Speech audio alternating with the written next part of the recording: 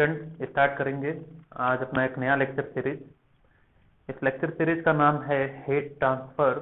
और heat transfer समझने के लिए मैं सबसे पहले एक छोटा सा डेमो देता हूँ। क्या है डेमो? देखिए, ये मैंने एक छोटा सा कुछ इक्विपमेंट लिया है, तो इसको बस एक छोटे से पॉइंट से समझेंगे।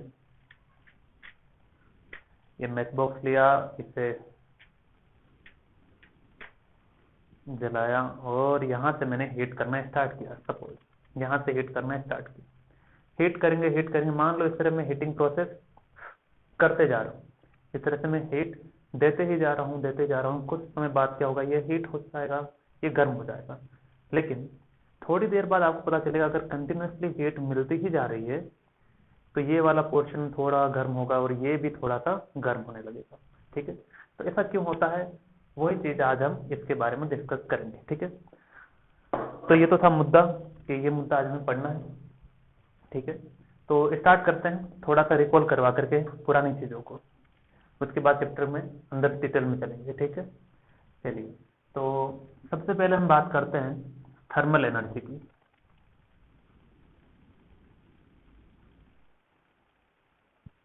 थर्मल एनर्जी का मतलब क्या है? ऐसी एनर्जी जो टेम्परेचर की वजह से है, तो वो थर्मल एनर्जी है। लेकिन टेम्परेचर भी हो सकता है और टेम्परेचर डिफरेंस भी हो सकता है, तो इसको थोड़ा समझना जरूरी है। क्या थर्मल एनर्जी को हम दो तरीके से समझ सकते हैं। पहला, अगर thermal energy is in the form of storage है, इज इन स्टोरेज फॉर्म। अगर स्टोरेज में है तो हीट जब स्टोर होती है उसे क्या कहते हैं? Internal energy. हीट का मतलब थर्मल एनर्जी। ठीक है, तो इसे हम क्या कहेंगे? Internal energy. ठीक है ना, हीट एनर्जी कहो या थर्मल एनर्जी कहो, बात है कि अगर वो स्टोरेज में काम आ रही है तो उसे क्या कहेंगे? Internal energy. दूसरा, अगर is in the form of transit, is in transit, TRANSIT, transit. Transit का मतलब होता है ट्रांसफर, एक जगह से दूसरे जगह जाना, तो उसे हम कहते हैं हीट ट्रांसफर। सही है, तो बहुत ही डीप में चल के बात कर रहे हैं। हीट एनर्जी यानी कि thermal energy, that is because of the temperature. अगर वो एनर्जी काम आ रही है स्टोरेज में तो उसे हम नाम दे रहे हैं इंटरनल एनर्जी। अगर वो ट्रांसिट यानी कि ट्रांसफर हो रही है एक जगह से दूसरी जगह तो उसे कहेंगे हीट ट्रांसफर।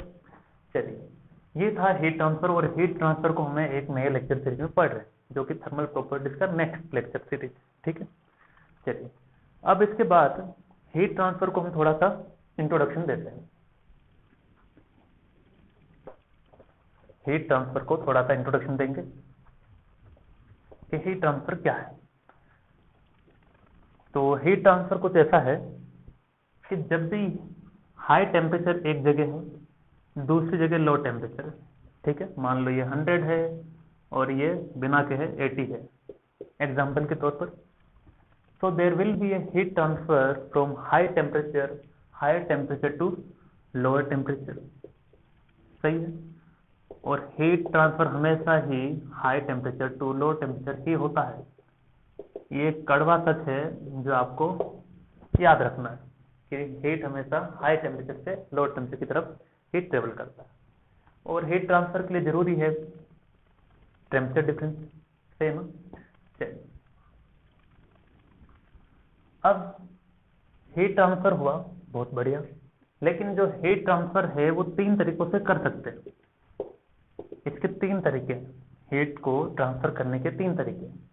पहला है कंडक्शन, दूसरा है कन्वेक्शन और तीसरा है रेडिएशन। ठीक, इस चैप्टर के अंदर इन तीन लोगों के बारे में हम पढ़ेंगे। ठीक है, कंडक्शन में ऐसा कहा जाता है कि कंडक्शन जो होता है usually it takes place in solid. It takes place in solid. It takes place in solid. ठीक है, ये सॉलिड में होता है कंडक्शन। क्या मतलब है क्या नहीं, वो सारी चीजें हम समझेंगे। ठीक है, कन्वेक्शन ये होता है फ्लूइड्स में। फ्लूइड्स क्या है, ये तो बहुत नया है। नया नहीं है, जाना पहचाना है। फ्लूइड का मतलब होता है लिक्विड प्लस गैस दोनों, लिक्विड प्लस गैस दोनों को मिला के क्या कहते हैं, फ्लूइड। ठीक है। और रेडिएशन, रेडिएशन कहीं पर भी हो सकता है। ठीक है। तो ये तो था भी, it take place in solid, ये लिक्विड गैस, यानी कि ये सॉलिड मीडियम में होता है, ये लिक्विड और गैस मीडियम में होता है। इसके लिए कोई मीडियम की रिक्वायरमेंट नहीं होती, नो मीडियम, किसी भी मीडियम में होगा ये किसी भी मीडियम में होगा। ठीक है। अभी ये केवल नाम बताएं, डिटेल में पढ़ेंगे तब सारी चीजें क्लियर कट होगी। ठीक है। तो कंडक्शन, कन्वेक्शन और रेडिएशन तीनों लोगों के बारे में थोड़ा बहुत हमने जाना। अब जान तो लिया, लेकिन अब क्या करना है, इसके आगे करना कुछ ये है कि जो कंडक्शन, कन्वेक्शन या रेडिएशन है वो हीट ट्रांसफर का एक फॉर्म है। सही। कंडक्शन, कन्वेक्शन या रेडिएशन जो है वो तीनों ही क्या है, हीट ट्रांसफर के दो तीन डिफरेंट तरीके के। हीट कंडक्शन की फॉर्म में भी होता है, कन्वेक्शन की फॉर्म में भी होता है, रेडिएशन की फॉर्म में भी होता है। ठीक है। अगर सॉलिड में हीट ट्रांसफर हो रहा है तो उसे हम कहेंगे कंडक्शन, अगर लिक्विड और गैस में हो रहा है तो उसे कहेंगे कन्वेक्शन, और जब किसी मीडियम की रिक्वायरमेंट नहीं है तब रेडिएशन। ठीक। अब सबसे पहले वैसे हम इसी को पढ़ेंगे, कंडक्शन को, लेकिन कंडक्शन हो या कन्वेक्शन हो या कुछ भी हो, कंडक्शन हो या कन्वेक्शन हो या फिर रेडिएशन हो, इन तीनों में खास बात क्या है कि इसमें ये होता है सॉलिड में, ये होता है लिक्विड और गैस में, यानी कि सॉलिड मीडियम में होगा, ये लिक्विड और गैस मीडियम होगा, इसमें कोई मीडियम नहीं चाहिए। ये इनकी खास बात। दूसरी खास बात, ये हीट ट्रांसफर का एक फॉर्म है। हीट ट्रांसफर का क्या है, एक फॉर्म है। अगर हीट ट्रांसफर है तो पहली रिक्वायरमेंट क्या होगी तीनों के लिए, पहली रिक्वायरमेंट ये होगी there must be a temperature difference. तीनों के लिए, तीनों के लिए ही क्या जरूरी है, there must be a temperature difference.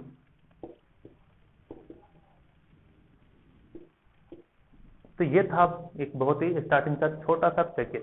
ठीक है। अब हम पढ़ते हैं कंडक्शन क्या है। तो सबसे पहले हम कंडक्शन को पढ़ेंगे डिटेल में, क्या है इसकी कहानी, क्या नहीं है। ठीक है। तो आइए शुरुआत करते हैं, यहाँ से स्टार्ट होता है। स्वागत है आप सभी का लेक्चर नंबर 1, हीट ट्रांसफर। ठीक है। और जो स्टूडेंट पुराना जो लेक्चर सीरीज था कौन सा अपना, थर्मोमेट्री, थर्मल एक्सपेंशन, उससे अगर थोड़ा बहुत नहीं भी पढ़ पाए हैं तो कोई दिक्कत नहीं है, क्योंकि इसमें पुराने चैप्टर के थोड़े बहुत ही कंसेप्ट काम में आने वाले हैं। तो आप अगर थोड़ा बहुत ही पढ़े हैं उसे तो ये चैप्टर आसानी से समझ में आएगा, तो आपको ज्यादा चिंता करने की जरूरत नहीं है। ठीक है। चलिए, अब सबसे पहले हम पढ़ेंगे थर्मल कंडक्शन, या केवल कंडक्शन भी कह सकते हैं इसे, केवल कंडक्शन भी कह सकते हैं या फिर थर्मल कंडक्शन भी कह सकते हैं। थर्मल कंडक्शन बढ़िया है क्योंकि कंडक्शन हो रहा है किसकी वजह से, टेम्परेचर की वजह से, इसलिए। ठीक है। ओके। क्योंकि इलेक्ट्रिकल कंडक्शन भी तो होता है ना, कि इलेक्ट्रिसिटी को जो अलाउ करे फ्लो करने के लिए वो क्या है, conductor, good conductor of electricity. ठीक है। तो इसलिए हमने थर्मल कंडक्शन नाम दिया। चलिए, एक चीज हमें पता है कि सॉलिड हो या लिक्विड हो या गैस हो, सॉलिड की खास बात यह है कि इसके अंदर जो एटम्स हैं या मॉलिक्यूल्स हैं, सॉलिड्स के अंदर एटम या मॉलिक्यूल्स जो होते हैं वो टाइटली क्लोज्ड पैक होते हैं। ठीक है। टाइटली पैक्ड होते हैं, बहुत ही कम गैप होता है उनके बीच में। ठीक है। तो आप कह सकते हैं atoms in solids are tightly packed. ठीक है। So atoms in solids are tightly closed packed. Okay. तो लिक्विड में क्या है, लिक्विड में क्या तरह से घूम रहे हैं, हाँ थोड़ा बहुत घूमते हैं, यानी कि लिक्विड में जो एटम्स या मॉलिक्यूल्स होते हैं वो थोड़ा सा डिस्टेंस पर होते हैं, इतना नजदीक नहीं होते, इतना टाइटली पैक नहीं होते जितना कि सॉलिड्स में होते हैं। ठीक है। तो इसमें दूर दूर होते हैं। ठीक है। यानी कि in liquid atoms and molecules are not very much tightly close packed with respect to solid, यानी सॉलिड के रेस्पेक्ट में देखें तो ये थोड़ा दूर दूर होते हैं, उतना टाइटली पैक्ड नहीं होते। और गैसेस में, गैसेस का तो क्या कहना है कि नहीं, ये तो कमाल है, इनमें तो बहुत जन्मों जन्मों की दूरी है, एक यहाँ पर एक वहां पर, ठीक है, रैंडम मोशन होता वो भी एक अलग ही कहानी इनकी, तो इनमें तो बहुत ही दूर दूर रहते हैं। तो ऐसा क्यों होता है? ऐसा इसलिए होता है, ऐसा हम पढ़ भी चुके हैं, क्योंकि इनमें जो एटम्स या मॉलिक्यूल्स जो हैं, तो मॉलिक्यूल्स के बीच में जो लगने वाला फोर्स है, कौन सा, इंटरमोलिकुलर फोर्स, वो ज्यादा होता है। इंटरमोलिकुलर फोर्स ज्यादा होता है। इसमें इंटरमोलिकुलर फोर्स सॉलिड से कम होता है, ठीक है ना। यानी कि मैं फोर्स की बात करूं, कौन से फोर्स की, इंटरमोलिकुलर फोर्स की, वो सॉलिड में ज्यादा होता है। उसके बाद फोर्स लिक्विड में, उसके बाद वो फोर्स होता है सबसे कम गैस में, ठीक है। तो जितना ज्यादा इंटरमोलिकुलर फोर्स होगा, मॉलिक्यूल उतने ही ज्यादा होंगे, उतना ही ये टाइटली पैक्ड होगा। ये मैंने कहानी बताई, ठीक है। ये कहानी कहाँ काम आएगी देखेंगे, ये डायग्राम बना ले थर्मल कंडक्शन के अंदर, ओके। चलिए अब आगे, अब थर्मल कंडक्शन को समझने के लिए मैंने कुछ पॉइंट उधर लिखे हैं जो आपको काफी देर से दिखाई दे रहे हैं, लेकिन मैं चर्चा नहीं कर रहा हूं उस पर, करते हैं। थर्मल कंडक्शन क्या है? इसका कहना है कि भाई इन conduction the molecules of the body transfer heat from a place at a higher temperature to a place at lower temperature without actually moving in the body। क्या है ये समझ में नहीं आया, देखा। मान लो एक सॉलिड बॉडी है अपने पास, ठीक है, ये कोई सॉलिड बॉडी, इसको यहां लिखते हैं solid body, okay. Solid body है, मैंने सिलिंड्रिकल फॉर्म दिखाया है। अब किसी भी सॉलिड बॉडी का, जैसे डस्टर कहाँ गया, डस्टर मुझे दिखाने दीजिए। किसी भी अगर सॉलिड बॉडी की बात करते हैं तो क्रॉस सेक्शन क्या होता है, क्रॉस सेक्शन यहाँ समझ लेना बहुत जरूरी है। जैसे सामने से कैसा दिख रहा है, ये जैसा आपको दिख रहा है वैसा ही है, वो इसका क्रॉस सेक्शन है। मान लो इसे बीच में से काट दिया, तब जो दिखेगा सामने वाला व्यू, इधर से जो दिखेगा वो इसका क्या है, क्रॉस सेक्शन, ठीक है। और समझते हैं, जैसे ये पेन सामने दिख रहा है सर्कुलर है, बीच में से कहीं काट दो तब भी क्या दिखेगा, सर्कुलर दिखेगा, यानी कि इसका क्रॉस सेक्शन कैसा है, सर्कुलर है। तो इसका क्रॉस सेक्शन यहाँ पर कैसा है, ये सर्कुलर है, ठीक है। तो बीच में भी क्या रहेगा, सर्कुलर ही रहेगा, ठीक है। कहीं पर भी अगर हम देखेंगे तो जो आगे काम आएगा, ओके। सॉलिड बॉडी है तो इसमें मॉलिक्यूल्स बहुत नजदीक नजदीक होंगे, इसमें तो कोई दो बातें नहीं, ठीक है। तो मैंने मॉलिक्यूल्स बहुत बहुत नजदीक दिखा दिए, ठीक है। मजा आ गया, इतने मॉलिक्यूल्स एक साथ दिख गए। चलिए अब मैंने इसे हीट करना स्टार्ट किया, ठीक है। फॉर एग्जाम्पल लेट से मैं कंटिन्यूसली 30 डिग्री सेल्सियस पर इसे हीट दे रहा हूँ, ये लो हीट लेते ही जाओ तुम, ठीक है। कंटिन्यूसली हीट दे रहा हूँ, दे रहा हूँ, दे रहा हूँ, दे रहा हूँ। तो देखो, तो सबसे पहले क्या होगा, जैसे ये एग्जांपल अब लेते हैं, ये सॉलिड बॉडी है, इसको हीट मिल रही है, इसको हीट मिल रही है। सबसे पहले गर्म कौन होगा, ये हीट, इसे हीट ज्यादा मिलती है, सबसे पहले ये गर्म होगा, ठीक है। उसके बाद ये कुछ हीट ट्रांसफर करेगा, आगे जाओ आगे जाओ आगे जाओ, फिर यहाँ पर हमें थोड़ा सा ये गर्म फील होता है। ये थोड़ा सा आइडिया, ठीक है। अब इसको समझते हैं ऐसा क्यों होता है। देखो हीट मिली तो हीट सबसे पहले यहाँ वाले मॉलिक्यूल्स को मिलेगी, जो मैंने ब्लू डॉट दिखाया, ठीक। तो इनको हीट मिली, तो मॉलिक्यूल्स को जब हीट मिली, मॉलिक्यूल्स हैं, मॉलिक्यूल्स को हीट मिल गई तो उन्होंने हीट को क्या किया, खा गए, यानी कि एब्जॉर्ब कर लिया। हीट को क्या किया, एब्जॉर्ब किया। हीट जैसे एब्जॉर्ब करेंगे अब तो ताकत आ गई, क्योंकि एनर्जी ले ली है कि नहीं। So they get the kinetic energy, उनको क्या मिल गई है, काइनेटिक एनर्जी। किनको मिल गई, मॉलिक्यूल्स को। इन मॉलिक्यूल्स को क्या मिल गई, काइनेटिक एनर्जी, यानी कि यहाँ पर जो मॉलिक्यूल्स हैं उनकी काइनेटिक एनर्जी बढ़ गई। ठीक है, अब तो बस हवा में बातें कर रहे हैं कि हाँ बस एनर्जी आ गई, इधर भागना है उधर भागना है कि नहीं। तो इसके पास एनर्जी आ गई है तो ये क्या करेगा, पास वाले मॉलिक्यूल से टकराएगा, क्योंकि इसके पास काइनेटिक एनर्जी है, तो काइनेटिक एनर्जी है तो ये टकराएगा ही, सही है ना। तो थोड़ा सा हिला डुला, क्योंकि एनर्जी आई तो एक कुछ तो इफेक्ट दिखाएगा, तो ये इसे टकराया, तो ये वाला मॉलिक्यूल इससे टकराया, ये वाला मॉलिक्यूल भी इससे टकराया, ये वाला मॉलिक्यूल भी इससे टकराया। टकराया तो कुछ ना कुछ वेलोसिटी रही होगी टकराने वाले की, इसकी वेलोसिटी पता नहीं, कुछ भी रही हो, लेकिन टकराने की वजह से एनर्जी ट्रांसफर होगा ड्यू टू कोलिजन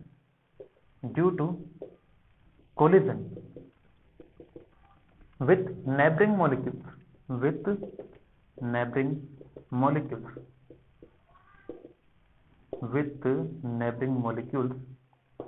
दिखता है ना, यहाँ से देखने दो मुझे, with neighboring molecules, जब ये पास वाले पड़ोस वाले न्यूमेरिक इससे मॉलिक्यूल से टकराएंगे तो एनर्जी का क्या होगा, ट्रांसफर।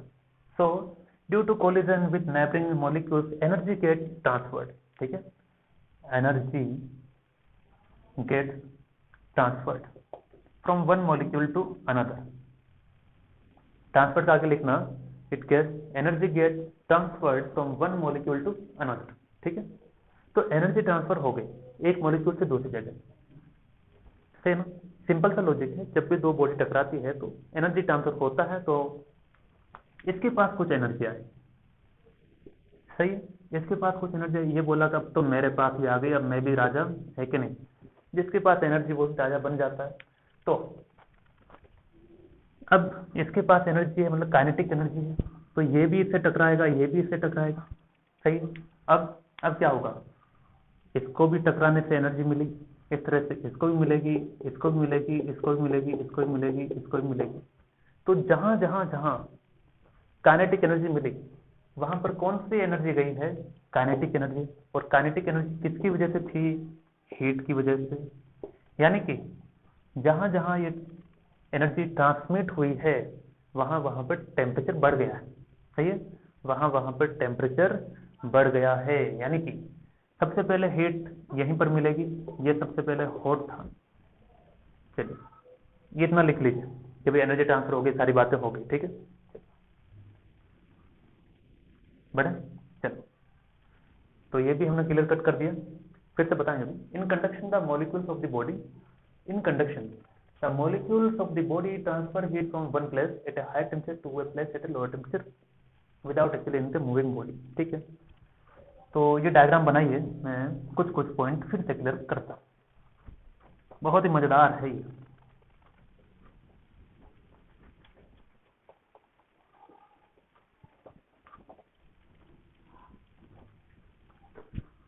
चलिए, अब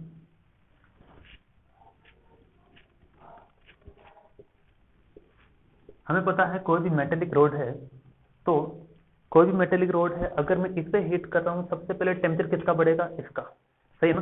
तो सबसे पहले टेम्परेचर इसका बढ़ेगा, ये हॉट एंड, इसका टेम्परेचर ज्यादा और ये कोल्ड, सही, यानी इसका टेम्परेचर हाई है, इसका टेम्परेचर लो है, सही। तो मॉलिक्यूल्स को मैं दिखाया, मान लेना मॉलिक्यूल्स नजदीक है, जल्दी जल्दी मैं थोड़ा दूर कर देता हूँ, है कि नहीं। इसको हीट मिली 30 डिग्री सेल्सियस पर हीट दे रहा है, एग्जाम्पल के तौर पर हीट मिल रही है, कंटिन्यूसली हीट देते जा रहा है, ठीक है। तो इसका टेम्परेचर सबसे पहले बढ़ेगा ड्यू टू हीटिंग, सही।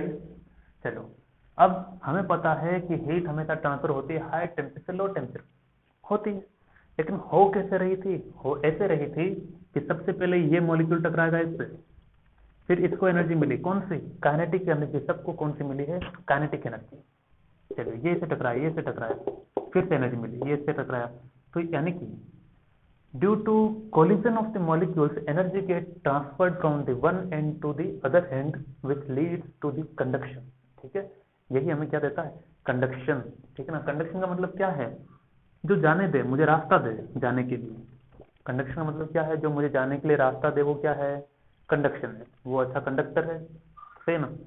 ऐसे मुझे जाने के लिए कोई रास्ता दे रहा है, वो गुड कंडक्टर है, सिंपल। उस प्रोसेस को हम क्या कहते हैं, कंडक्शन कहते हैं। ओके चलिए, तो ये जाने दे रहा है एनर्जी को, तो मतलब क्या हुआ, हीट का कंडक्शन हुआ। तो if one end of a metal rod is placed in a stove, ठीक है, the temperature of the other end gradually increases, इसका धीरे धीरे टेम्परेचर इंक्रीज होता है। Heat is transferred from one end of the rod to the other end, सही, and this transfer takes place due to the molecules collision and is called heat conduction. Important word है ये heat conduction, कि heat का क्या होता है, इसमें conduction होता है। ठीक है, तो ये सारी कहानी आप लिख लो इसे। चलिए, हीट कंडक्शन हमने करवा दिया। अब पहला सवाल ये मन में आता है, क्या यहाँ पर मॉलिक्यूल एक जगह से दूसरी जगह जाते हैं क्या? क्या मॉलिक्यूल्स एक जगह से दूसरी जगह जाते हैं? मेरे ख्याल से नहीं जाते। देखते हैं कैसे।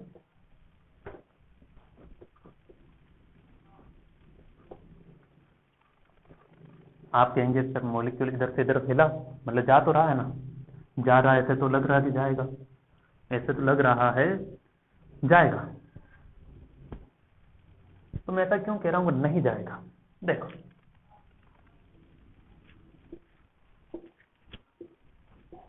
जैसा कि हमने कहा कि जो एटम्स हैं या मॉलिक्यूल्स हैं सॉलिड के अंदर, वो टाइटली क्लोज पैक है, तो ये क्लोज पैक है, सही।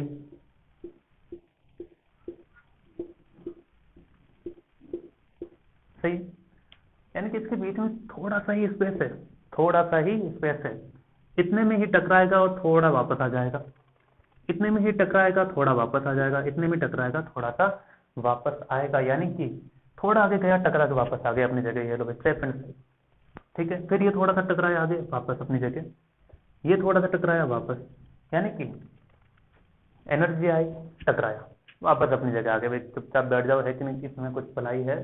तो इसमें क्या हुआ, ड्यू टू एनर्जी, थोड़ा सा आगे गए, धक्का लगाए और एनर्जी ट्रांसमिट वापस अपनी जगह आ गई। तो इस तरह का ये जो मोशन है वो क्या है, पहला कि यहां पर जो कंडक्शन होता है that is because of the vibration of molecules. ठीक है, heat conduction is possible because of vibration of molecules.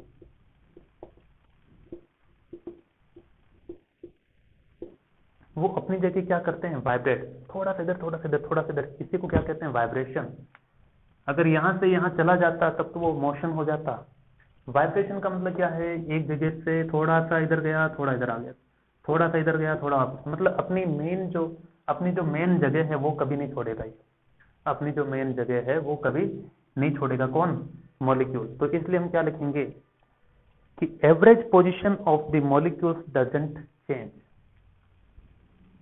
थोड़ा सा हिलते डुलते जरूर हैं, लेकिन एवरेज पोजीशन यानी कि ओवरऑल उनकी पोजीशन वही रहती है। एवरेज का मतलब क्या, ओवरऑल उनकी पोजीशन वही रहेगी। ठीक है, so average position of the molecule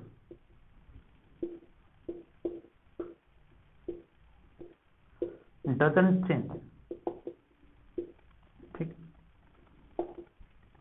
अब मॉलिक्यूल यहीं पर है, केवल एनर्जी ट्रांसफर हुई है, तो क्या मैं ये कह सकता हूं कि कोई मास मूवमेंट नहीं हुआ है, कोई मास एक जगह से दूसरी जगह नहीं गया है? नहीं गया है। सिंपल है ना भाई। अगर मैंने इसको हीट किया है, क्या यहाँ वाला स्टील यहाँ से उठ करके यहाँ गया है क्या? नहीं, केवल एनर्जी ही तो गई है, यानी कि there is no mass movement of a matter. ठीक है, इंपॉर्टेंट है ये, there is no mass movement of matter. ठीक है, तो पहली बात हमें ये पता चली कि कंडक्शन का मतलब होता है, थर्मल कंडक्शन का मतलब होता है हीट को कंडक्शन करना, यानी कि हीट को जाने के लिए रास्ता देना। कौन दे रहे हैं, सॉलिड्स में मॉलिक्यूल्स दे रहे हैं। कैसे दे रहे हैं, वो खुद पहले एनर्जी गेन करते हैं। हाँ भाई, अपने पास ताकत आ गई। एनर्जी गेन करने के बाद कहा कि एनर्जी गेन किया, फिर आगे वाले से टकराएगा, टकराने के बाद फिर अपनी जगह खुद आ जाएगा, यानी कि heat conduction is possible because of the vibration of molecule. बहुत इंपॉर्टेंट है ये वर्ड, थ्योरेटिकल क्वेश्चन में बहुत पूछा जाता है नीट और सीईटी लेवल पर। ठीक है, यानी कि वाइब्रेशन ऑफ मॉलिक्यूल्स है तभी हीट कंडक्शन होता है। ठीक है, अब जिसका वाइब्रेशन मॉलिक्यूल जितना ज्यादा होगा वो उतना ही अच्छा कंडक्शन देगा, जितना कम होगा वो उतना ही घटिया कंडक्शन होगा। एवरेज पोजीशन इसकी चेंज नहीं होती है किसकी, मॉलिक्यूल्स की। No mass movement of matter, mass कभी फ्लो नहीं करता है, केवल एनर्जी इसमें ट्रांसफर करती है। ठीक है, चलिए ये इतना हुआ अपना, यहां तक हो गया। अब हम क्या कहते हैं कि जो ये कंडक्शन हो रहा है, क्या कंडक्शन केवल सॉलिड में होता है? ये बहुत बढ़िया सवाल है और कई बार दिमाग में कंफ्यूजन क्रिएट करता है।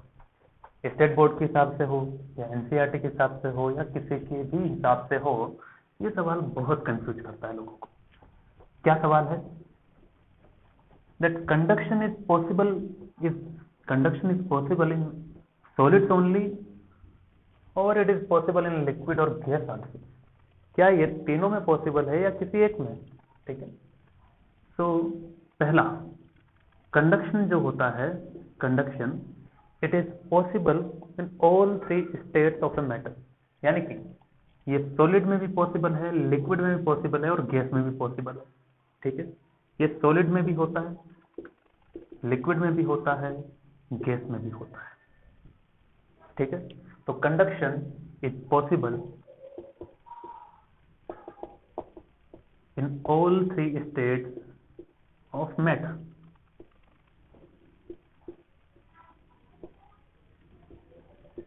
तीनों स्टेट में ये रहेगा कंडक्शन। लेकिन क्यों कहते हैं कि conduction usually takes in solid, ऐसा क्यों? फिर उसका रीजन आज पता चलेगा। तो कंडक्शन बेसिकली तीनों में, सॉलिड, लिक्विड, गैस में। अब सॉलिड कौन कौन से?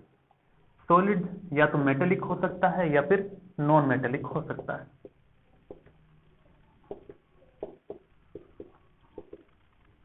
सही, तो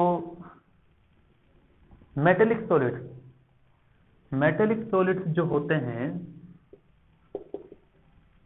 इसमें atoms are very tightly closed. ठीक है, atoms are tightly closed, tightly packed ऐसा कह सकते हैं। नॉन मेटेलिक के रेस्पेक्ट में मेटेलिक सॉलिड्स में एटम्स जो होते हैं वो टाइटली पैक्ड होते हैं, और टाइटली पैक्ड होने की वजह से वाइब्रेशन ज्यादा होंगे।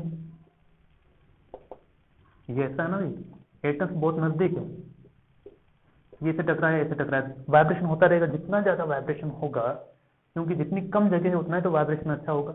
ये दो एटम्स यहाँ है, ये तो यहाँ ही जा पाएगा, ये वापस आ जाएगा, कोई वाइब्रेशन हुआ क्या? टकराने पर वाइब्रेशन मजा आएगा ना, टकराएगा तभी तो एनर्जी ट्रांसफर होगी, वरना होगी कैसे, है ना? तो जितना नजदीक होंगे एटम्स उतना ज्यादा वाइब्रेशन, उतना ही ज्यादा हीट कंडक्शन, उतना ही अच्छा वो कंडक्टर होगा। ठीक, तो वाइब्रेशन ऑफ मॉलिक्यूल्स ज्यादा होंगे। सही, वाइब्रेशन ऑफ मॉलिक्यूल्स ज्यादा होंगे तो हीट कंडक्शन अच्छा होगा, हीट कंडक्शन अच्छा होगा। और हीट कंडक्शन जितना अच्छा है वो क्या होता है? Good conductor of heat. क्या होगा? Good conductor of heat. जैसे इलेक्ट्रिसिटी में हमने पढ़ा था क्या कि जो वायर करंट को फ्लो करवा दे, करंट को कंडक्शन प्रोवाइड करवा दे, वो क्या है? Good conductor of electricity. यानी कि जो करंट को फ्लो करने दे वो क्या है? Good conductor. और जो मेटेलिक सॉलिड हीट को फ्लो करने दे वो क्या है? Good conductor of heat. Okay, चलिए, तो बहुत आसान है याद रखना।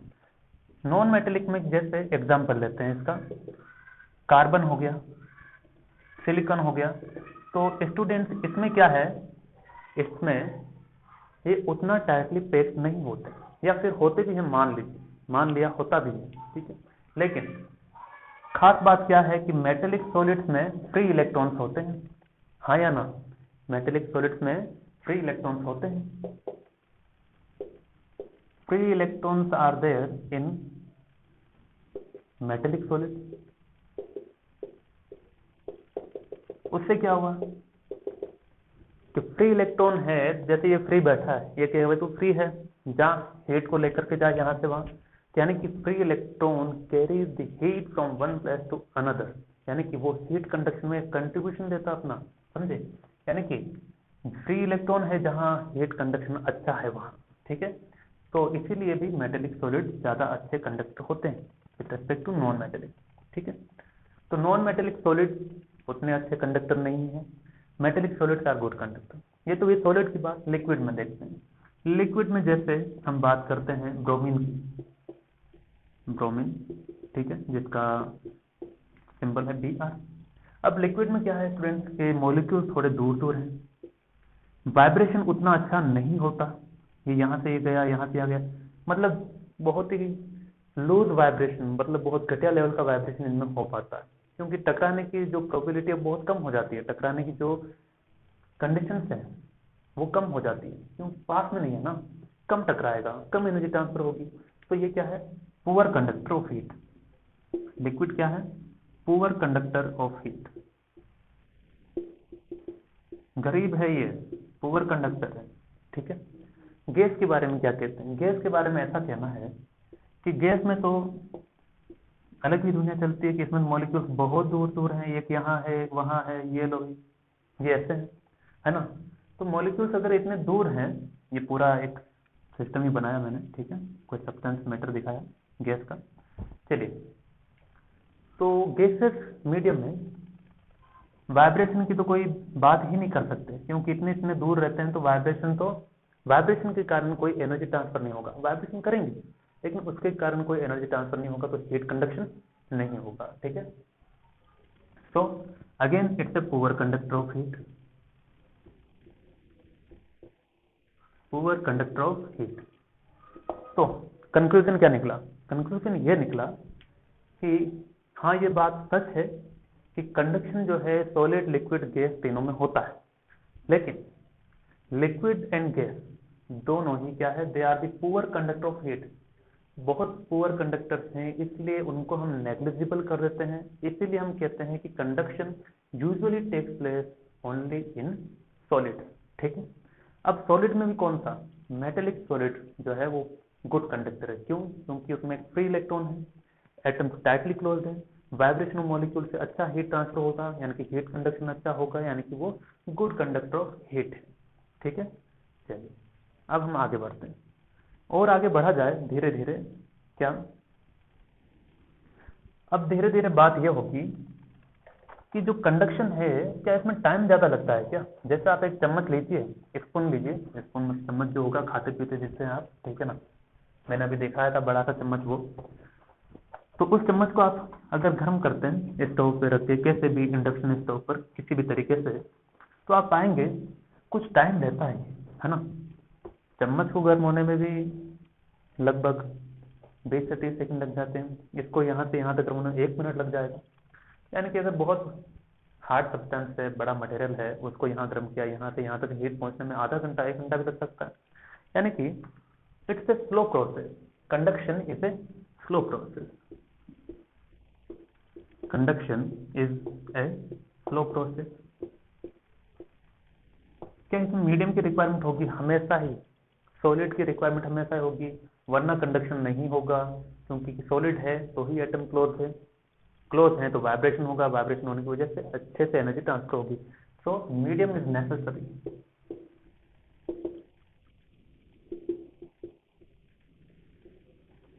और दो बात हमने पहले पता लगाई थी, नो मास मूवमेंट, कोई मास मूवमेंट नहीं होता है मैटर का, मैटर लिखा है ना, no mass movement of matter. Average position change होती है क्या, नहीं, average position doesn't change, average position of molecules doesn't change.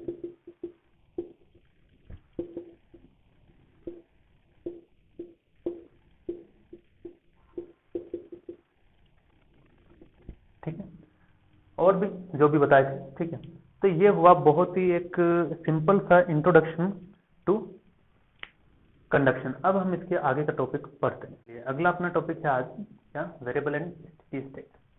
तो इसमें क्या होना है देखते हैं, बहुत बढ़िया मजेदार है समझने के लिए, देखते हैं। वेरिएबल स्टेट और स्टेडी स्टेट दो तरह की स्टेट होती है, क्या है मतलब, क्यों पढ़ रहे हैं सभी पता चलेगा। सबसे पहले हम पढ़ते हैं वेरिएबल स्टेट। ठीक है, क्या है इसका मतलब देखते हैं। वेरिएबल स्टेट का मतलब ये है, मान लो एक मेटेलिक रोड है अपने पास, क्या है, मेटेलिक रोड है, ओके।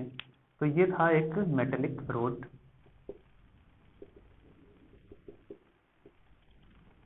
जिसका लेंथ मान लेते हैं L है, ठीक है।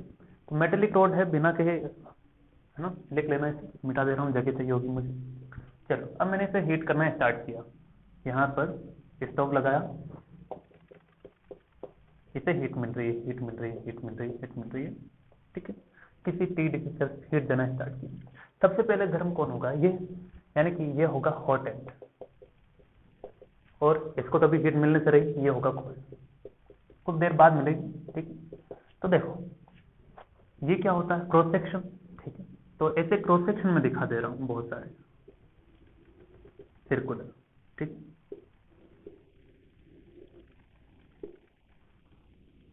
तो इसका क्या कहना है? क्रॉस सेक्शन मतलब समझ रहे हैं, बीच में से काट दो, जो दिख रहा है वो क्या है, cross section, okay.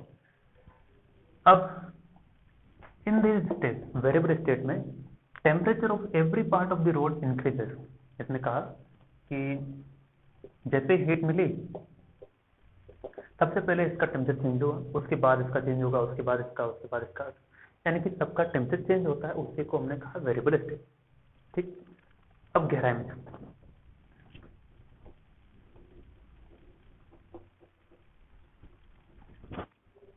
Heat received by each cross section. अब यहां इसे हीट मिली तो ये हीट ट्रांसफर कर रहा है, कि हीट इधर जाएगी, सही है, क्योंकि मॉलिक्यूल से मॉलिक्यूल वाइब्रेट कर रहे हैं, इधर धक्का दे रहे हैं, एनर्जी ट्रांसमिट हो रही है, ठीक है। तो एनर्जी ट्रांसफर हो रही है, okay. So heat received by each cross section of the rod from the hotter end is used in 3 ways. यहां से जो हीट मिल रही है हॉटर एंड से, वो 3 तरीकों से यूज में ली जाती है। कौन से 3 तरीके देखते हैं? ये 3 तरीके काफी नायाब है। कैसे देखते हैं कि यहां से जो एनर्जी मिल रही है, ठीक है, energy received from the hotter end is used in 3 ways. जैसे ये वाला यूज करेगा तो कुछ एनर्जी तो ये लेगा अपनी काइनेटिक एनर्जी बढ़ाने में, यानी कि a part of energy increase the temperature itself, यानी कि सबसे पहले खुद हीट ले लेगा कुछ, तो जिसका जैसे क्यू हीट आई, कुछ भी हीट आई होगी, उस हीट का कुछ हिस्सा ये यूज करेगा खुद का टेम्परेचर बढ़ाने में, खुद का इसने टेम्परेचर बढ़ा दिया, ठीक है, heat I, okay. Another part is transfer, कुछ हिस्सा ये आगे ट्रांसमिट करेगा, क्योंकि टक्कर होगी तो कुछ हिस्सा आगे ट्रांसमिट करेगा, और थोड़ा सा बचा कुचा जो पार्ट होगा वो रेडिएट हो जाएगा, मतलब थोड़ा एनर्जी लॉस भी हो जाएगा, ठीक है। रेडिएट होना मतलब मीडियम एटमॉस्फेयर में चला जाना, ठीक है। फिर से बता रहे हैं कि हीट आई, कुछ हीट को उसने, आगे वाला क्या करेगा, कुछ हीट उसने ली खुद का टेम्परेचर बढ़ाना, कुछ हीट आगे ट्रांसमिट करते हुए तू भी ले, तू भी खुश रहे, जो बची कुछ थोड़ी सी बिल्कुल नेग्लिजिबल रेडिएट हो गई, या फिर ऐसा मान लो हुई नहीं अपने लिए, ठीक है। तो इस तरह 3 पार्ट में यूज होती है। तो इससे क्या है, इससे हमें क्या फर्क पड़ता है? हमें फर्क पड़ता है, देखिए कैसे। वेरिएबल स्टेट बहुत आसान है। वेरिएबल स्टेट का मतलब यह है कि हर जगह टेम्परेचर डिफरेंट होगा। देखते हैं, अभी समझ में आया होगा, अभी तो बस किताबी भाषा चल रही थी, है ना, अब अपनी बातें चलेगी। इतना पता चला कि भाई किसी को भी हीट मिल रही है, किसी भी क्रॉस सेक्शन को, वो उसे 3 तरीके से यूज करता है। पहले खुद का टेम्परेचर बढ़ाने में, कुछ पार्ट ट्रांसमिट कर देता है और कुछ पार्ट रेडिएट हो जाता है। तो देखते हैं, जैसे ये एक मेटेलिक रोड है, ठीक है, यहां पर मैंने इसे गर्म करना स्टार्ट किया, भाई ये लो, ये स्टोव लगाया और हीट देना स्टार्ट किया, ओके। सबसे पहले यही टेम्परेचर बढ़ाएगा खुद का, इसने खुद का टेम्परेचर बढ़ाया, फिर कुछ एनर्जी आगे ट्रांसमिट कर दी, और कुछ रेडिएट हुई होगी, रेडिएट वाली हुई होगी, बस इतना समझो, ओके। अब आगे वाला क्रॉस सेक्शन, ठीक है। तो देखो, मान लो इसने अपना टेम्परेचर पहले कर लिया 50 डिग्री सेल्सियस, ठीक है। अब इसने सबसे पहले खुद का टेम्परेचर बढ़ाया होगा, इसने कर लिया खुद का टेम्परेचर 40 डिग्री सेल्सियस, क्योंकि हॉटर एंड से तो ज्यादा नहीं हो सकता ना, हीट देने वाला यही है, ठीक है। यहां पर पहुंची, इसने अपना टेम्परेचर कर लिया 30 डिग्री सेल्सियस, फिर यहां पहुंची फाइनली इसने कर लिया 20 डिग्री सेल्सियस। सही है। तो देखो हॉटर एंड पर टेम्परेचर था 50 डिग्री सेल्सियस, यहाँ पर है 20 डिग्री सेल्सियस। तो टेम्परेचर डिफरेंस तो है, तो due to temperature difference heat transfer तो होना ही था, हीट ट्रांसफर तो होना ही था इस मेटेलिक रोड में, है ना। हीट ट्रांसफर तो होना ही था, लेकिन होगा कैसे? That is because of the conduction, that is because of conduction. ठीक है। मान लो ये जो घटना हुई है वो t इक्वल टू 1 सेकेंड पर हुई है। ठीक है। अब मैंने कहा t इक्वल टू 10 सेकेंड पर देखते हैं, मतलब 10 सेकेंड बाद। ठीक है, या 50 सेकेंड बाद देख लेते हैं, ये लो t इक्वल टू 10 सेकेंड बाद, या फिर 10 मिनट ले लो, ये लो 10 सेकेंड कम लग रहा है तो, है ना। फिर से वही मेटेलिक रोड, हीट उतनी ही मिल रही है कंटिन्यूस, वही हीट दे जा रहे हैं। इसने और गर्म कर लिया खुद को। ठीक है, कितना कर लिया? इसने कहा भाई मुझे मिल रही है हीट तो मैं क्यों ना बढ़ाऊं, तो इसने 30 डिग्री सेल्सियस से बढ़ा लिया। ये भी कितना बढ़ा लेगा? ये भी खुद को 30 से बढ़ा लेगा। ये भी कितना बढ़ा लेगा? हमने लॉस हटा दिया, लॉस माना ही नहीं किसी तरह का। ठीक है, जो हीट है ट्रांसफर हो जा रही है। ये भी कितना हो जाएगा? 60 हो जाएगा, और ये कितना हो जाएगा? 50 हो जाएगा, है ना। यानी कि क्या हो जाएगा? ये ऐसा हो जाएगा कि अब देखो हॉटर एंड पर टेम्परेचर 80 डिग्री सेल्सियस और यहां पर हो गया 50। टेम्परेचर डिफरेंस अब भी है, तो हीट तो ट्रांसफर होना था, लेकिन किससे हुआ? कंडक्शन। इंपॉर्टेंट बात, हर जगह टेम्परेचर डिफरेंट है, हर जगह टेम्परेचर डिफरेंट है, और हर बार वो इंक्रीज करता है खुद का टेम्परेचर। ठीक है, क्या ये हर पल चेंज हो रहा है? जी हाँ जी, 1 सेकेंड पर ये कुछ था, 10 मिनट पर कुछ और हो गया। यानी कि हर पल इसका टेम्परेचर चेंज होगा, और हर पल चेंज होना मतलब वेरिएबल होना। वेरिएबल होना मतलब क्या है? डायनामिक होना, डायनामिक स्टेट भी कहते हैं इसे। ठीक है, तो यही क्या है? डायनामिक स्टेट है, यानी कि जहां हर पल टेम्परेचर चेंज हो। अब मान लो, अब मान लेते हैं कि इसको तो हटा दिया मैंने, वो वहीं पर है स्टोव वगैरह। ठीक है ना, ये पूरा लाइन कितना है? L है। तो ये मान लो x इक्वल टू 0 है, ये यहाँ पर 0 था, यहाँ L था, बीच में कितना रहेगा? L/2 रहेगा। ठीक है, ये चलो ये x इक्वल टू 0 है, x इक्वल टू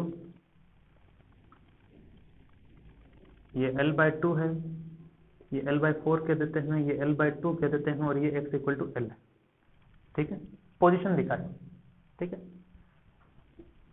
0 L/4 ऐसे ही दिखाया है, कोई खास वजह नहीं। तो देखो t इक्वल टू 1 सेकेंड पर x इक्वल टू 0 पर टेम्परेचर कितना? 50। कुछ समय बाद टाइम चेंज किया, उसी पोजीशन पर टेम्परेचर क्या हो गया? चेंज हुआ।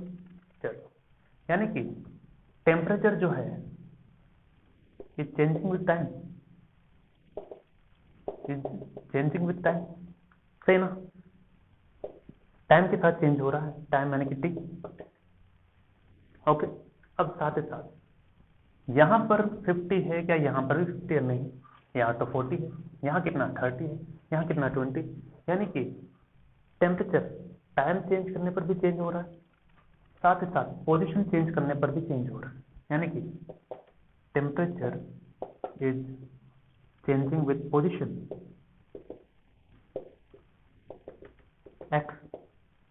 सही है, और जिसके साथ चेंज हो कोई भी क्वांटिटी, वो उसका क्या बन जाता है? फंक्शन। जैसे टेम्परेचर फंक्शन होगा टाइम का भी, f मतलब फंक्शन है, फंक्शन का मतलब इसके साथ चेंज होगा, इसके हिसाब से चेंज होगा। ठीक है, जैसे समर सीजन आएगी तो बारिश होगी ही होगी, तो समर सीजन क्या होगी? फंक्शन हो गया ना, कि समर सीजन आएगी तो बारिश होगी। ठीक है, चलिए, और ये टेम्परेचर फंक्शन हो गया x का भी।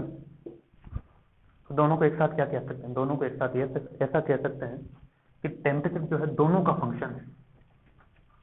टेम्परेचर जो है दोनों का फंक्शन है। अभी मतलब समझाएंगे हर चीज का। टेम्परेचर जो है फंक्शन है both, is a function of both x and t, position और टाइम। तो इन शॉर्ट ये समझो, temperature of a metallic rod change with respect to both position and time, ठीक है ना। पोजीशन चेंज करोगे तब भी टेम्परेचर चेंज होगा, टाइम चेंज करोगे तब भी चेंज होगा, ठीक है। तो यहां से ये कहानी पता चली, ठीक है, लिख लीजिए। यहां तक हो गया लिख करके। अब क्या करते हैं, कुछ तूफानी करते हैं, कुछ तूफानी करते हैं। तूफानी कैसे करेंगे देखते हैं।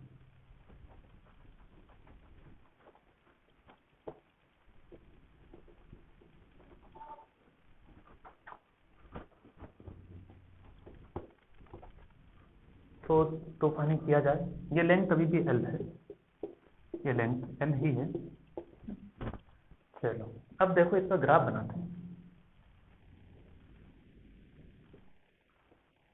टेम्परेचर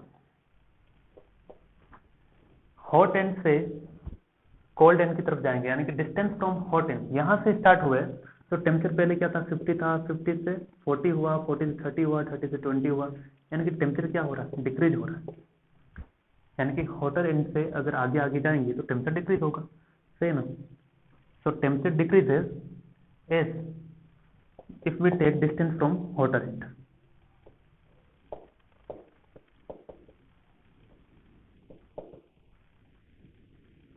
इधर से चलेंगे तो क्या हो रहा है, पहले 20 मिल रहा है, फिर 30, यानी कि टेम्परेचर बढ़ेगा बढ़ेगा बढ़ेगा, ठीक है। तो बढ़ेगा तो उल्टा ग्राफ आ जाएगा, temperature distance from cold and gold नहीं है, ये कोल्ड है, COLD, ठीक है। ये टेम्परेचर बढ़ता है, ठीक है। तो ये ग्राफ भी था, ओके। अब हम बात करते हैं स्टेडी स्टेट क्या होती है। ये स्टेडी स्टेट क्या है, ये रफ कर दे रहे हैं। तो हम समझेंगे स्टेडी स्टेट के बारे में क्या है, ठीक है ना। आज लगभग हमारे पूरे लेक्चर में थ्योरेटिकल पॉइंट्स रहेंगे, उम्मीद है कि नेक्स्ट लेक्चर में न्यूमेरिकल में स्टार्ट करेंगे। तो ये बहुत छोटे छोटे पॉइंट्स है, डेफिनेशन है, जो आपको इस चैप्टर में स्टार्टिंग के तौर पर दिमाग में सेट कर लेना है। ये चीज़ों का मतलब ये होगा, फिर न्यूमेरिकल करने में खूब मजा आएगा, ठीक है। चलिए, तो स्टेडी स्टेट का मतलब क्या है। इससे पहले हमने देखा अभी वेरिएबल स्टेट, उसमें हमने देखा कि एक मेटेलिक रोड है और उसको मैंने अगर हीट करना चाहा, जिसका लेंथ क्या है बच्चों, एल है। तो जिसका लेंथ एल है, तो ये लो लेंथ एल है तो एल रख देते हैं। एल बताने की जरूरत क्या है यार, एल ही है, ना कहूँ तब भी एल है ना। इसको मैंने हीट किया, ठीक है। तो हीट किया तो सबसे पहले ये गर्म होगा। मान लेते हैं इसका टेम्परेचर 50 डिग्री सेल्सियस हुआ, और यहाँ वाले क्रॉस सेक्शन का टेम्परेचर हो गया 40, यहाँ वाले का हो गया 30, और यहाँ वाले का हो गया 20। ये कोल्ड एंड, मतलब अपने लिए कोल्ड ही है, कम है लेकिन जैसा भी है कोल्ड। चलो ये जो घटना हुई बच्चों t=0 सेकेंड पर, ठीक है, एग्जाम्पल के तौर पर। अब t= मैंने कहा 10 सेकेंड पर देखते हैं क्या होता है, 10 मिनट पर देख लेते हैं, ठीक। थोड़ा दूर, थोड़ा लंबा समय का सोचो, दूर का सोचो। चलिए अब आगे वही मेटेलिक रोड, उसको और गर्म करते ही जा रहे हैं, हीट कंटिन्यूसली मिलती जा रही है। ये जो हीट है मिलती ही जा रही है उसे, ये तो भाई हीट मिलती जा रही है, लो, ठीक है। अब हमने क्या देखा, थोड़ा जगह कम पड़ जाएगा, इसे छोटा बना देते है ना, जगह कम ना पड़े। चलिए तो यहाँ बना देते, यही मेटेलिक रोड है, थोड़ा सा छोटा बनाया हूँ, ठीक है ना। ये हीट मिल रही है अभी। अब पहले से 50 था, तो कुछ 10 मिनट के बाद अब इसका टेम्परेचर और बढ़ गया होगा ना, मान लो 80 हो गया, या फिर मान लो 70 हो गया, 20 डिग्री सेल्सियस से बढ़ गया, ये भी 20 से बढ़ जाएगा, ठीक है। 40 से 60 हो गया, ये 30 से 50 हो गया, और ये 20 से 30 हो गया, ठीक है। यानी कि टाइम चेंज हुआ, हर एक पोजीशन पर टेम्परेचर भी चेंज हो गया। तो पोजीशन के हिसाब से, टाइम के हिसाब से सब कुछ चीजें चेंज हुई। लो अब हमने बात की, मान लो किसी टाइम t=, अब हम बात कर लेते हैं लेट्स से 30 मिनट एग्जाम्पल के तौर पर, ठीक है। फिर से मेटेलिक रोड वही लिया, ठीक। अभी भी इसे हीट मिल रही है, ओके, अब ये हो गया, मान लो 100 हो गया, 70 से सीधा 100, 30 बढ़ गया तो ये भी कितना हो जाएगा, 30 बढ़ जाएगा, ये भी कितना हो जाएगा, 30 बढ़ जाएगा, 50 और 30 80, और 30 और 30 40। ठीक, अब देखो हीट ट्रांसफर अभी भी होगा क्योंकि there is a temperature difference, heat transfer होगा, there is a temperature difference, heat transfer होगा, हीट ट्रांसफर अभी भी होगा क्योंकि 100 और 60 टेम्परेचर डिफरेंस है। चलिए, अब एक लंबे समय के बाद मैंने देखा कि 30 मिनट हो गया, फिर मैंने 1 घंटे बाद देखा कि अब क्या होगा।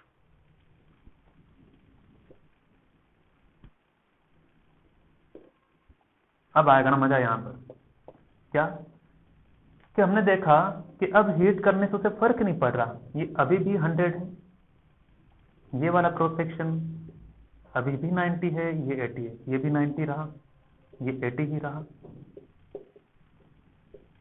और ये 60 डिग्री सेल्सियस था।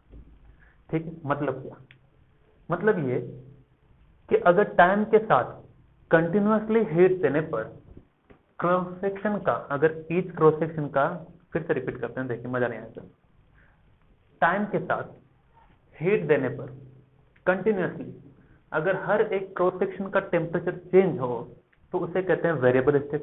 सही है, हर एक क्रॉस सेक्शन का टेम्परेचर चेंज हो रहा है, कुछ समय बाद फिर से चेंज हुआ, तो ये दोनों स्टेट है वेरिएबल स्टेट, ये भी है वेरिएबल स्टेट, ये भी है वेरिएबल स्टेट।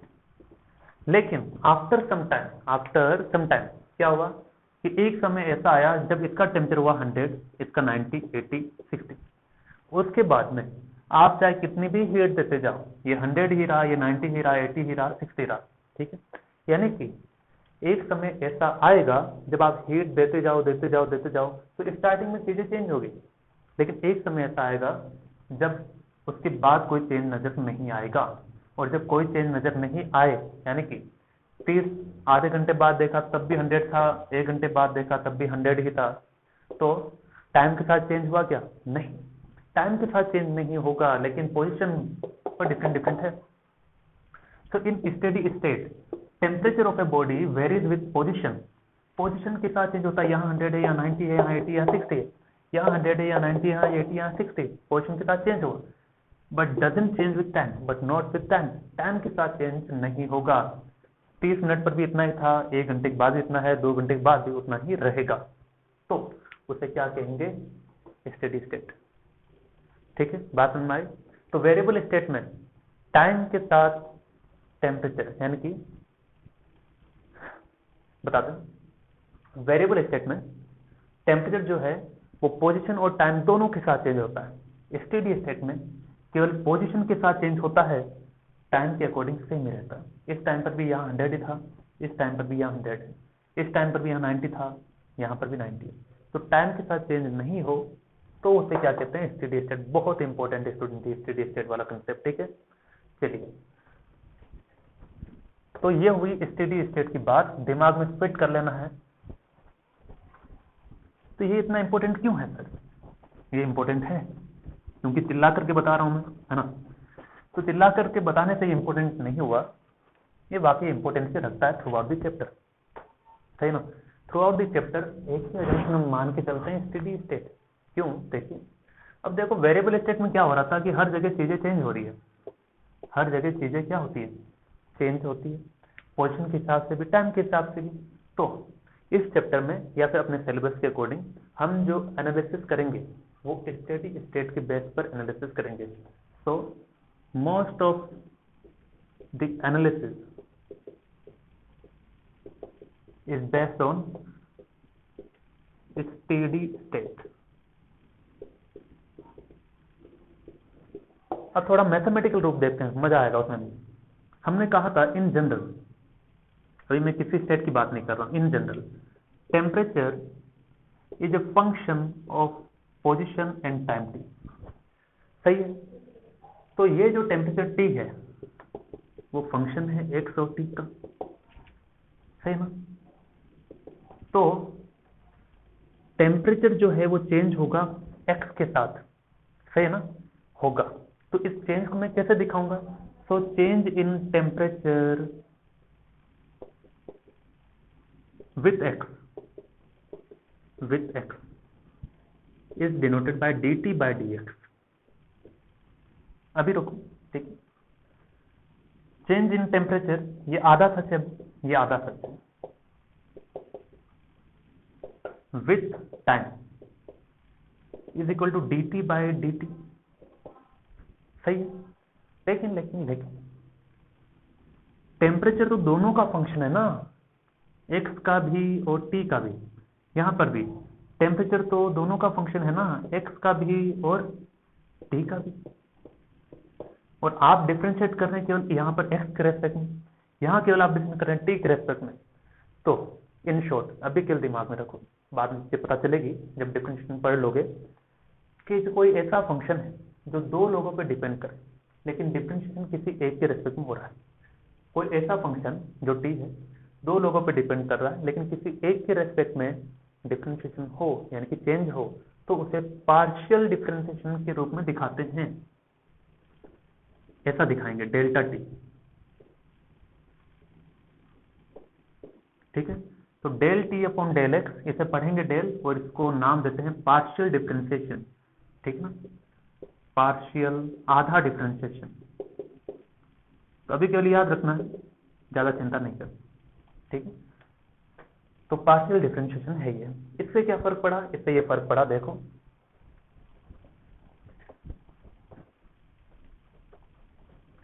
अभी अभी हमने कहा चिल्ला करके कि स्टेडी स्टेट में टाइम के साथ कोई चेंज नहीं होता, नहीं होता ना, यानी कि del T upon del T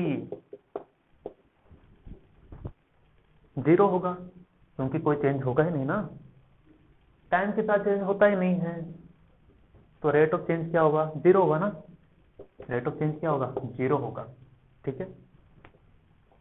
for any position at any position, किसी पोजीशन पर, जैसे इस पोजीशन पर 100 था, 100 ही रहा, चाहे टाइम कुछ भी कर दो, टाइम 1 घंटे पर देखो या 2 घंटे बाद देखो, टाइम चेंज करने पर भी क्या इस पोजीशन पर टेम्परेचर चेंज हुआ, नहीं, चेंज इन टेम्परेचर कितना, जीरो, समझे। तो ये था इसका मीनिंग, यही क्या है, steady state, steady state, steady state, ठीक है, जैसा पढ़ना चाहो। तो ये था इसका मेन थीम, ये समझ में आना चाहिए, तब जाके मजा आएगा, ठीक है। लिख लीजिए इसे, ओके। अगला हम पढ़ेंगे स्टूडेंट्स आइसोथर्मल सरफेस क्या है, ये कहानी, ठीक है।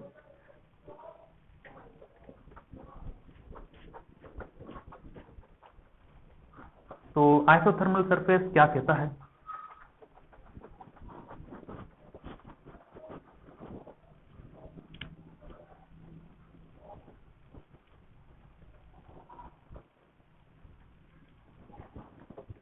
चलिए आइसोथर्मल कहता है एनी सरफेस, कोई भी surface with in a conductor having its all points at the same temperature is called isothermal surface.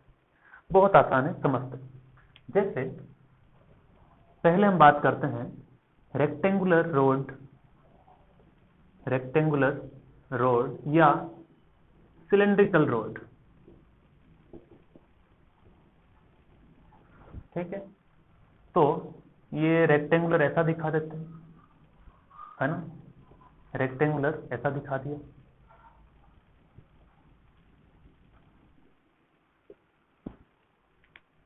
क्या बात है, क्या बात है,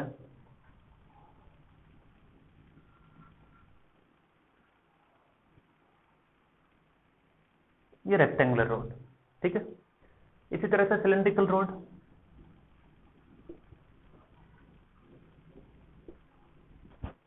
ठीक है। चलो अब इसका कहना है, इसका क्या कहना है कि कोई भी surface low with in a conductor, इस कंडक्टर में कहीं भी एक सरफेस ले लो, मैंने ये सरफेस लिया, ठीक है, having its all points at same tension. तो ये अगर मान लो 80 डिग्री सेल्सियस पर है और ये 70 पर है, तो इसका हर एक पॉइंट क्या होगा, 70 पर ही होगा बच्चों। किस पर होगा, 70 पर होगा, क्योंकि पूरे क्रॉस सेक्शन का टेम्परेचर वही होगा, हम वही मान के चलते हैं हमेशा, ठीक। Having its all points at same temperature at same temperature is called isothermal surface. अगर इस सरफेस का हर एक पॉइंट जो है इसका टेम्परेचर 70 ही है फॉर एग्जाम्पल, है ना, तो इसे क्या कहेंगे, आइसोथर्मल। अगला एग्जाम्पल, ये एक सरफेस लिया, इसके ऊपर जितने भी पॉइंट है अगर उन सब का टेम्परेचर सेम है तो उसे क्या कहेंगे, आइसोथर्मल सरफेस। आइसो का मतलब है सेम, थर्मल मतलब टेम्परेचर, सेम टेम्परेचर, ठीक है। अब यहां पर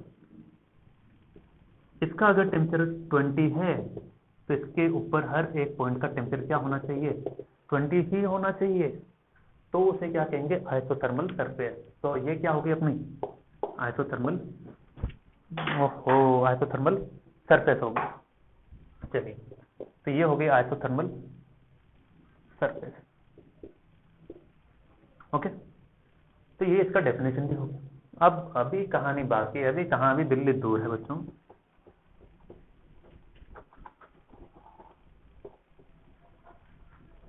चलिए, इसी तरह से इसमें भी बात कर, यहाँ भी एक क्रॉस सेक्शन लिया, यहाँ भी एक क्रॉस सेक्शन लिया, तो इसका टेम्परेचर अगर 50 है, 40 है, 30 है, 20 है, तो इसके ऊपर जो भी पॉइंट है इस क्रॉस सेक्शन पर, उन सबका पॉइंट अगर 50 ही है, उन सभी पॉइंट का अगर टेम्परेचर क्या है, 50 ही है, तो उसे क्या कहेंगे, आइसोथर्मल।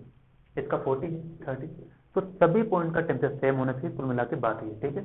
तो ये सभी क्या है, आइसोथर्मल है। चलो, अब हाँ, टेम्परेचर डिफरेंस कितना है दोनों के बीच में, 80 - 70 यानी कि 10 डिग्री सेल्सियस। तो हीट ट्रांसफर कहाँ से कहाँ होगा, higher temperature to lower temperature. तो यहां से यहां एक हीट फ्लो होगा, क्या यहां पर कितना होगा, यहां पर मान लो ये 60 है, ठीक है, और ये मान लो 40, सेम ही हीट फ्लो करवा दी, ठीक। चलो, अब देखो दोनों के बीच में टेम्परेचर डिफरेंस कितना, 10 का, तो यहाँ पर भी हीट फ्लो कितना होगा, Q। 60 - 50, तो यहाँ पर भी कितना, Q, ठीक है। टेम्परेचर डिफरेंस सेम है तभी हीट फ्लो ये रहा, ठीक है। चलिए, अब आगे 50, 40, 30, 20, यहाँ से अगर Q जा रहा है तो यहाँ भी Q जाएगा, यहाँ भी Q जाएगा, Q ही निकले, सही है। तो इसमें देखो हीट फ्लो जो है यूनि डायरेक्शन, एक ही डायरेक्शन में जाती है, सीधा, ठीक है। तो heat flow is in unidirectional,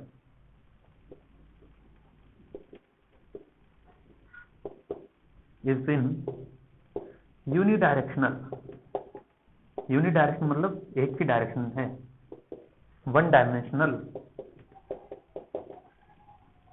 अच्छा, इसका जो डायरेक्शन है इसका हीट का ऐसे ही क्यों दिखा है, ऐसे क्यों नहीं दिखा, अच्छा, तो आप कहेंगे कि हाई टेम्परेचर लो टेम्परेचर दिखाते हैं, सही है, लेकिन जो सरफेस होती है आइसोथर्मल सरफेस, जैसे ये आइसोथर्मल सरफेस है, इसके ऊपर जितने पॉइंट है सबका टेम्परेचर सेम है, तो यहां से हीट अगर निकल रही है तो वो हमेशा परपेंडिकुलर निकलेगी, ये हम मान के चलते हैं। वो यहां लिखा है, the direction of flow of heat through a conductor at any point is perpendicular to the isothermal surface, यानी कि आइसोथर्मल सरफेस के हमेशा परपेंडिकुलर हीट निकलेगी बाहर।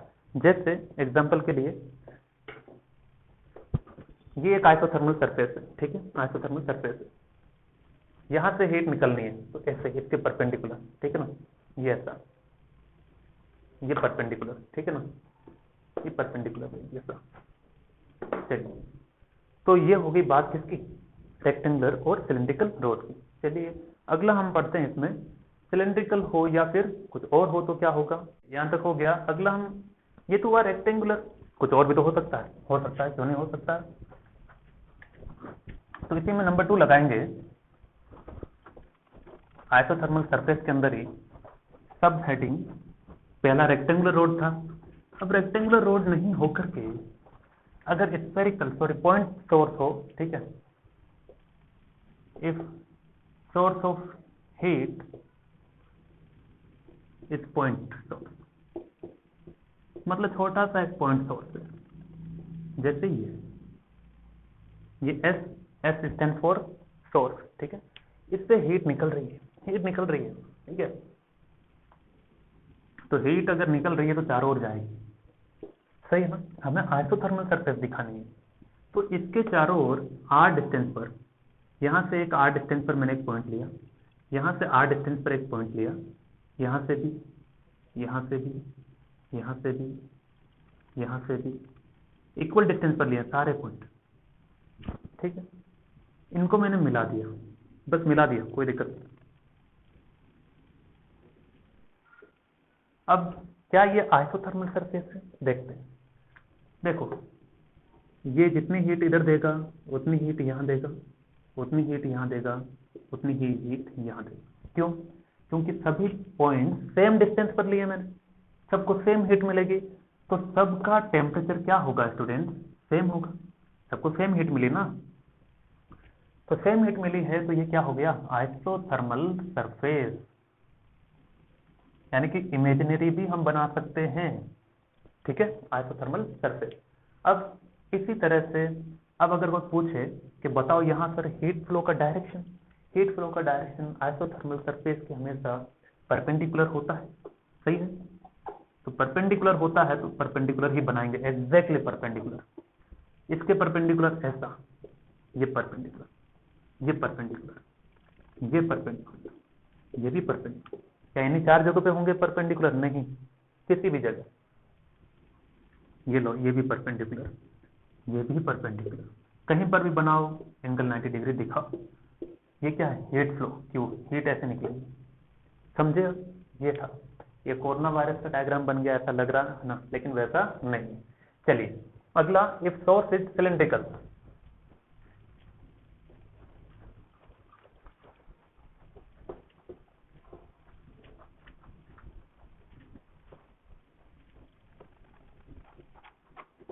इफ सोर्स इज सिलेंड्रिकल, तो थर्ड पॉइंट लिखेंगे इसमें,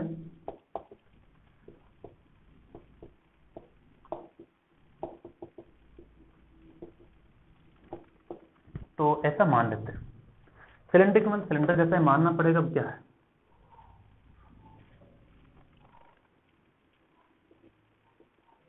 ठीक है, ये इसका एक्सिस सिलेंडर का, ठीक है।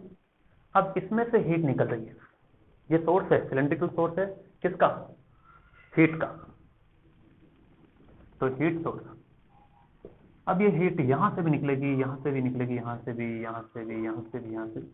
हमें आइसोथर्मल सरफेस बनाना है, तो मैंने क्या किया, फिर से वही इक्वल डिस्टेंस पर सारे पॉइंट लिए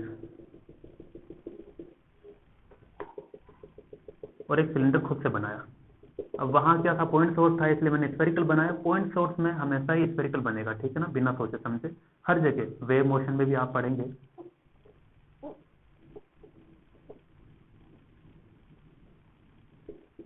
तो देखो, इक्वल डिस्टेंस पर जितने पॉइंट थे सबको मिला दे। ये आइसोथर्मल सरफेस है। क्यों? कि जितनी हीट इसे मिली, जितनी हीट इसे मिली, उतनी हीट इसे से ना। देखो ये ऐसा है, ये सिलेंडर है, एक पॉइंट यहाँ लिया, यहाँ लिया, यहाँ लिया, यहाँ लिया, यहाँ लिया, सभी सेम डिस्टेंस पर है, सबको सेम हीट मिली, नीचे भी, यहाँ भी, यहाँ भी, यहाँ भी। तो ये क्या बन गया? सिलेंडर। तो ये बन गई आइसोथर्मल सरफेस।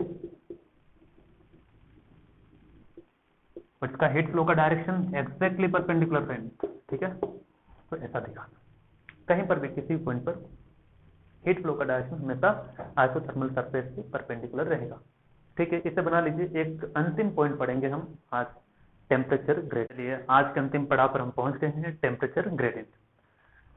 पहले डेफिनेशन लिखने का फायदा भी है, में समय बच जाता है और समझाने में ज्यादा समय लगना चाहिए। चलिए, टेम्परेचर ग्रेडियंट क्या कहता है? Let suppose we are having a rectangular rod, ठीक है, रेक्टेंगुलर रोड।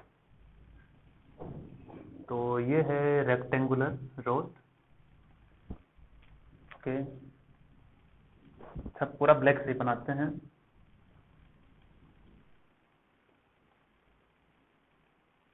ओके। ये इसको मिला दिया, इसको मिला दिया, इसको मिला दिया, किसको मिला दिया भाई? इन सबको मिला दी, क्या बन गई? रेक्टेंगुलर रोड बन गई। चलिए मान लेते हैं ये 80 डिग्री सेल्सियस पर है, ठीक है।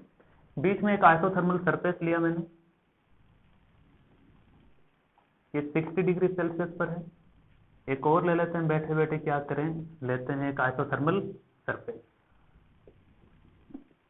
40 डिग्री सेल्सियस, और ये फाइनली 20 डिग्री। तो ये सभी आइसोथर्मल सरफेसेस हैं। क्यों? क्योंकि इनके ऊपर कोई भी पॉइंट लो, सबका टेम्परेचर वही है जो सरफेस का है। ओके, बहुत बढ़िया। अब वैसे नॉर्मली होता क्या है स्टूडेंट, कि जैसे एक बॉडी है, इसका टेम्परेचर अगर 80 है, इसका टेम्परेचर अगर 20 है, यहाँ पर हॉटर एंड कोल्ड एंड, तो टेम्परेचर डिफरेंस कितना होता है? Higher temperature minus lower temperature, सही ना? दैट इज 80 माइनस 20, 60, सही है। लेकिन यहाँ पर थोड़ा सा चेंज है। क्या है? वो डेफिनेशन में ही है। क्या चेंज है देखते हैं। इनका कहना है the rate of change, the rate of change of temperature with distance, यानी कि the rate of change of temperature बताना है कि रेट ऑफ चेंज किसका बताना है? टेम्परेचर का। किसके रेस्पेक्ट में? डिस्टेंस के रेस्पेक्ट में, between two isothermal surface is called temperature gradient. उससे पहले मैं आसान भाषा में समझा दूं, ग्रेडियंट का मतलब क्या है। ग्रेडियंट का मतलब है कि किसी भी फिजिकल क्वांटिटी को लेंथ से डिवाइड करना। जैसे प्रेशर ग्रेडियंट क्या हो जाएगा? प्रेशर डिवाइडेड बाय लेंथ, ठीक है। जैसे टेम्परेचर ग्रेडियंट क्या आ जाएगा? टेम्परेचर डिवाइडेड बाय लेंथ, ठीक है। तो यहां पर वही चीज करना है। टेम्परेचर ग्रेडियंट मतलब क्या है? टेम्परेचर डिवाइडेड बाय लेंथ ही करना है, लेकिन कैसे करना है? थोड़ा अलग तरीके से करना है, ठीक है। ग्रेडियंट का मतलब वही है, डिवाइड बाय लेंथ, ठीक। चलो, इतना तो बढ़िया समझ में आ गया कि ग्रेडियंट का मतलब होता है divide by length for any physical quantity, ठीक है। Rate of change of temperature between with distance between two isothermal surface. तो कोई भी दो आइसोथर्मल सरफेस लो, ये पहली आइसोथर्मल सरफेस, ये दूसरी आइसोथर्मल सरफेस, बीच का डिस्टेंस मान लो बच्चों कितना है? डेल्टा एक्स है, ठीक है। The distance between two isothermal surface is delta x, ये हमने माना है, ठीक है। कोई दिक्कत भी किसी को नहीं होनी चाहिए। Distance between two isothermal surface is delta x, ये हमने माना है, ठीक है। मानने से ही दुनिया चलती है, चलती आ रही थी, चल रही चलेगी भी, लेट, ठीक है। ओके, पहला जो आइसोथर्मल सरफेस है उसका है 60 डिग्री सेल्सियस, बाद वाले का है 40। तो चेंज इन टेम्परेचर कितना आया? Temperature change. अब टेम्परेचर चेंज पूछा है, मतलब फाइनल माइनस इनिशियल, ठीक है ना। बाद वाली आइसोथर्मल सरफेस माइनस इनिशियल वाली, है ना। तो डेल्टा टी का मतलब होता है higher temperature minus lower temperature, यहाँ वो नहीं करना। टेम्परेचर ग्रेडियंट में केवल याद रखना है कि भाई बाद वाला टेम्परेचर माइनस लोअर टेम्परेचर, यानी बाद वाला माइनस पहले वाला। तो 40 degree Celsius minus 60 degree Celsius upon delta x कितना आ जाएगा? माइनस के 20 अपॉन डेल्टा एक्स, सही। ये माइनस में आएगा, ये एग्जाम्पल बताया, ठीक है। अब मुझे ये बताओ बच्चों, क्या कि बीच का डिफरेंस डेल्टा एक्स है, इन दोनों के बीच का टेम्परेचर डिफरेंस कितना होगा? 20 होगा क्या? हाँ सही है, 20 होगा। क्यों? क्योंकि यहाँ पर है 60, यहाँ है 40, तो बीच का टेम्परेचर डिफरेंस कितना होगा? 20 होगा, सही है ना। अरे भाई डेल्टा थीटा नहीं समझे? बता, ये ऐसा कि भाई यहाँ पर है θ1, यहाँ पर है θ2, ये है 60, ये है 40, ठीक है। अब डेल्टा थीटा बिना ग्रेडियंट क्या होता है? हायर माइनस लोअर, 60 माइनस 40 यानी कि 20। दोनों के बीच में टेम्परेचर डिफरेंस कितना है? डेल्टा थीटा का, ठीक है। अब क्या मैं यहां से ऐसा कह दूं कि delta theta equal to θ1 minus θ2? ये भी तो वही बात है, वही बात है। चलो, ये तो θ1 है, क्या मैं θ2 को कुछ और लिख सकता हूँ? लिख सकते हैं आप, क्या? यहां से देखो, θ2 can be written as θ1 minus delta theta, ऐसा लिखा जा सकता है, सही ना। It can be written as θ1 minus delta theta, बस लिखा है, फॉर्म चेंज किया है और कुछ नहीं, ठीक है ना। तो देखो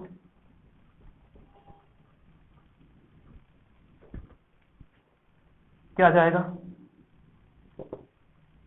अच्छा, आसान भाषा में बताएं, आसानी से समझो, इतना टेंशन मत लो। डेल्टा थीटा क्या है स्टूडेंट? सबसे पहले देखो टेम्परेचर ग्रेडियंट, टेम्परेचर ग्रेडियंट का मतलब है change in temperature delta theta upon delta, ऊपर लिखेंगे change in temperature upon distance या लेंथ, ठीक है, जिस लेंथ पर हुआ। चेंज इन टेम्परेचर कितना, फाइनल टेम्परेचर कितना θ2, इनिशियल कितना θ1 अपॉन लेंथ कितना बीच का Δx। ये हो गया भाई टेम्परेचर ग्रेडियंट। आसान बात समझ में आया, चलो इतना कंफ्यूजिंग नहीं करेंगे, ठीक है। अब आगे θ2 minus θ1 temperature gradient is equal to क्या आ जाएगा, θ2 माइनस θ1 अपॉन Δx। अब डेल्टा थीटा हमने क्या डिफाइन किया था, डेल्टा थीटा तो होता है higher temperature minus lower temperature. सही लिखा है ना, क्यों हम गलत कह रहे हैं, नहीं सही कह रहे हैं। देखो तो θ2 माइनस θ1 है तो इससे माइनस लगा करके ऐसा लिखते हैं, कोई दिक्कत नहीं, यही क्या है डेल्टा थीटा। हाँ तो यही क्या है टेम्परेचर ग्रेडियंट। वाह जी वाह, मजा आ गया। इसका यूनिट क्या होगा, डिग्री सेल्सियस अपॉन मीटर, ठीक है। डायमेंशन वगैरह निकाल सकते हैं, क्या आ जाएगा, डिग्री सेल्सियस को थीटा कह दो और इस लेंथ को क्या कह देंगे L-1, ठीक है ना। तो ये डायमेंशन हो गया, ओके। तो टेम्परेचर ग्रेडियंट माइनस क्या दिखाता है, माइनस ये दिखाता है कि इस लेंथ के अलोंग यहां से यहां इधर जाएंगे, इसके अलोंग इस सरफेस के अलोंग इधर जाएंगे, इस टेम्परेचर इस लेंथ के अलोंग इधर जा रहे हैं तो टेम्परेचर क्या हो रहा है, कम हो रहा है ना। तो negative sign indicate the decrease in the temperature with respect to increase in length, यानी कि जैसे जैसे इधर लेंथ बढ़ेगी वैसे वैसे टेम्परेचर डिक्रीज होगा, सही है। तो negative sign indicate the decrement in temperature, ठीक है ना। Negative sign indicates decrease in temperature along the length delta x, ठीक है। तो आज के लिए स्टूडेंट इतना ही पढ़ेंगे, ठीक है।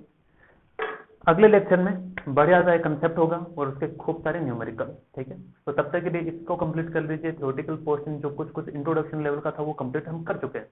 अगले लेक्चर में फिर मिलेंगे, तब तक के लिए पढ़ाई कीजिए, मजे कीजिए, और कोई डाउट हो तो आप कमेंट सेक्शन में भी पूछ सकते हैं, ठीक है। वो भी आपके पास एक ऑप्शन है, तो पास ग्रुप तो है ही अपना, ठीक है। चलिए।